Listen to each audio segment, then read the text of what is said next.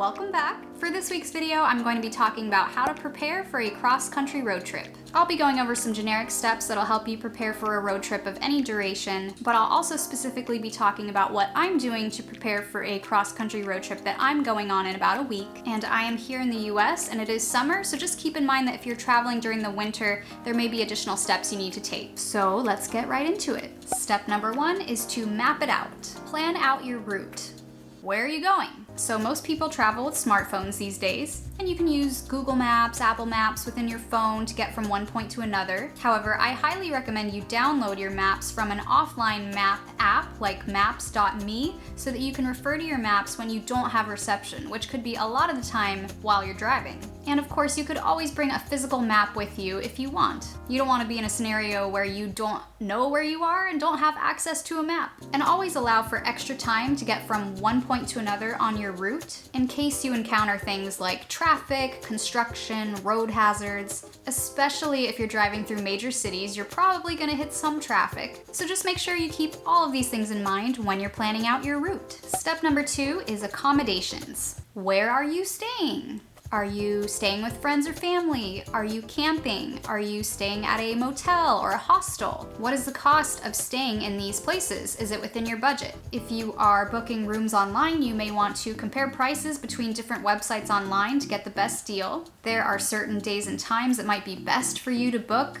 Typically when I book rooms online, I look at booking.com, Expedia, and sometimes hotels.com and kind of compare who has the best prices. And every now and then the hotel itself may actually have a better deal than what you're seeing online on these other websites, so you might want to consider that. And this probably goes without saying, but if you are planning to go camping, make sure that the campsites you're planning on going to are open. With the amount of national parks and things that closed in this last year, you want to make sure that they are in fact open and available for you. So let's move on to the next step. Step number 3 is prep your vehicle. Very important. What is the condition of your vehicle? Does it need an oil change? You may want to consider getting a tune-up if it's been a while and it needs stuff. Do you need new tires? Even if it's not winter, you want to make sure that your tires are in good condition so you're not slipping and sliding around if there's rain. Do you need new windshield wipers? If you're having any of this work done, you want to make sure you do it about a week or so in advance. Is your license and registration and insurance up to date and ready to go? You're gonna be in big trouble if you get pulled over and things are expired. Even if you're renting a car, you still need to have that stuff ready to go. Is your car manual in the car? Hopefully you won't be in a situation where you need to refer to it, but it's definitely a good thing to have in case you do. Do you have a spare tire and is it inflated and ready to go with the equipment needed to change a flat tire if you get a flat tire? Does at least one person you're traveling with or you yourself know how to change a tire? I do not know how to change a tire, but I'm traveling with someone who does. You may want to consider bringing emergency equipment. You can actually order these emergency kits online. Some of these kits may come with jumper cables, flashlights, those reflective triangle things that you can put on the road so people can see you better if it's night and you're, on the side of the road, all sorts of things. And of course, prior to your trip, you may want to clean your car to make sure that you're nice and cozy on the inside so that you're not sitting in filth, there's no crumbs on the ground, you're happy, it's clean, puts you in a better mood. I'm kind of a neat freak, so having a freshly vacuumed car with nothing in it, to me, that's just like, mwah.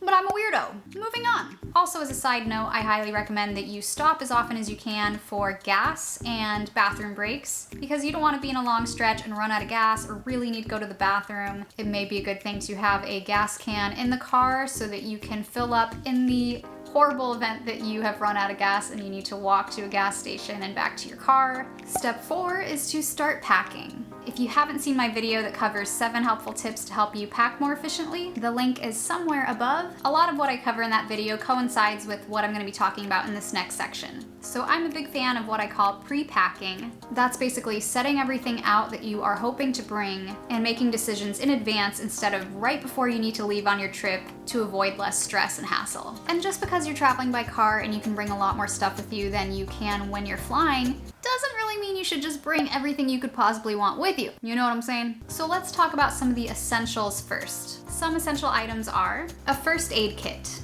Obviously, food and water or beverages of your choice, but you should always have some water with you. It's very tempting to bring the junkiest food with you as possible, but you're probably going to be a lot happier and in a better mood if you bring at least some healthy alternatives. I'm not gonna get into food and drink specifics, but when it comes to snacks, obviously it's easier to bring stuff with you that doesn't need to be refrigerated. However, some healthy snacks you may wanna bring with you should be put in a cooler. So I would recommend investing in a cooler. So even though we've been on a lot of short road trips, we've never invested in a legitimate cooler. So I picked one up yesterday that is, I think, the right size for the kind of trip we're going on.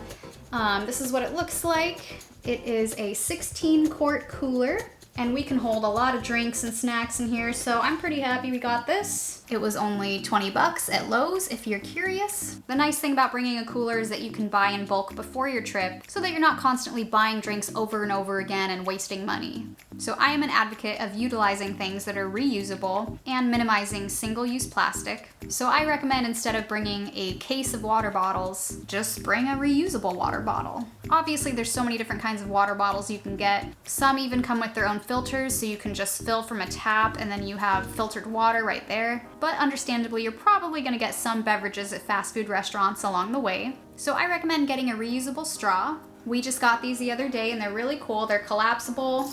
There's a plastic tip that you can remove off the top. There's even a collapsible cleaning brush that comes with it, and a convenient little case that you can put it in and put it on your keychain if you want. You can also get reusable cutlery, so highly recommend reusable things that are environment friendly. In addition to the electronic devices and corresponding chargers that go with them, don't forget to bring your USB charger for your phone to keep it plugged in while you're driving, and any other phone accessories like a phone mount, because you want to make sure you can safely access your phone while driving, especially if you're using it for maps. Also, don't forget things like mints and gum, an umbrella, your recent hot commodities like sanitizer and wipes, face masks. There may still be restrictions in the places you're going to, so you should definitely have them. Tissues and a roll of toilet paper, because you never know what the bathroom situation is going to be like at your rest stops. Pillows and blankets, so you're nice and cozy in the car. Have a designated trash bag. That's another item that could be reusable. They do make these reusable trash bags that are specifically for the car that don't take up that much space, and you can actually wash them. You can just empty it out into a trash can. You may also want to have a couple towels handy. Don't forget your camera if you're bringing one. And of course, entertainment is really important, especially on a long road trip. Maybe you're already subscribed to a service where you can listen to as much music as you want. Maybe you make playlists on your phone. Maybe you're listening to podcasts. Maybe you still have CDs. CDs.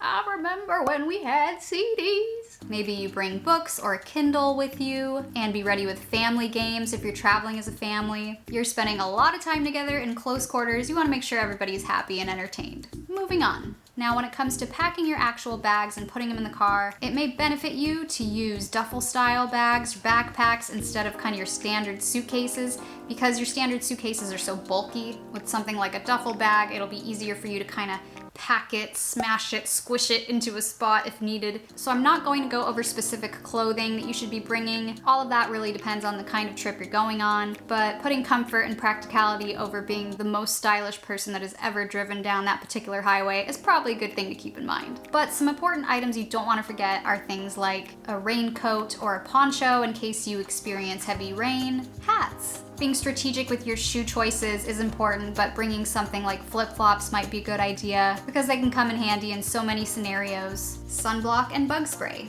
You may want to bring a laundry bag, detergent, and dryer sheets. Those are just a few handy things that I recommend bringing in addition to your clothes and toiletries. So before we finish up, I want to tell you a little bit about the trip that I'm going on and the kind of stuff that I'm bringing with me. So James and I will be going on a month-long cross-country road trip. So we are starting here in Southern California and going all the way to the opposite corner in New Hampshire and coming all the way back. We are taking about 6 to 7 days to get to New Hampshire, and we're probably going to do about 5 to 6 days on the way back. We're going to spend a fair amount of time at the family cabin in New Hampshire. It's basically like camping, so not glamorous at all. And while we are attending a family service, there's not going to be a whole lot of need to be dressed up much on this trip. Most everything we're bringing is going to be pretty practical and comfortable.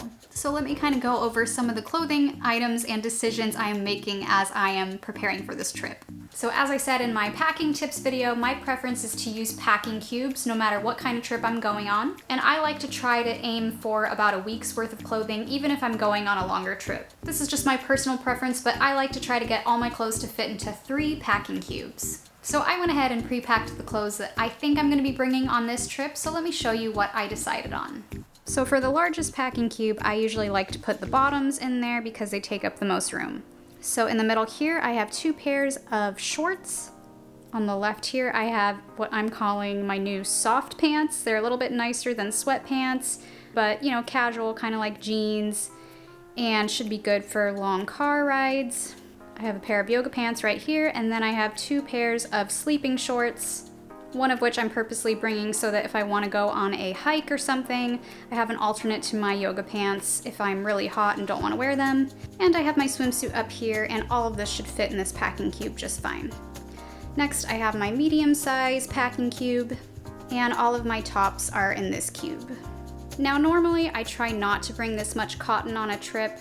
However, I decided that these are the items I think I'll be most comfortable wearing for this specific trip. I have 3 t-shirts on the left, 1, 2, 3. I have 2 tank tops in the middle here, and I have 2 dressier tops on the side. And I also have a spaghetti strap up here. Now I do want to point out that this particular top right here doesn't have any cotton in it, and it's actually a long top too, and it takes up hardly any space. You can see how much room it takes up in compared to all the other things, which almost all have cotton in them. And then in my smallest packing cube, I have socks, underwear, and bras, and I have 2 sleeping shirts right here and a hoodie that I will probably just roll up and put directly into my bag.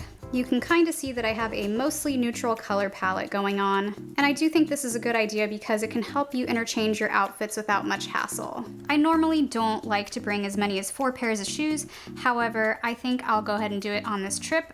I will be wearing one of these pairs in the car anyway, and I want to make sure I have a pair of shoes that I don't mind getting dirty if we decide to go on a hike or walk around the lake at the cabin we're staying at in New Hampshire. I somehow got this awesome duffel bag from DSW for free just by purchasing a couple pairs of shoes at the right time that were the right price apparently or something. And this is what it looks like. It has a bottom compartment for shoes right here. So as you can see, I went ahead and put 3 of my pairs of shoes in here because I will be wearing the 4th pair of shoes. So let's see if my packing cubes can fit okay inside this bag. Okay, so here is my largest packing cube.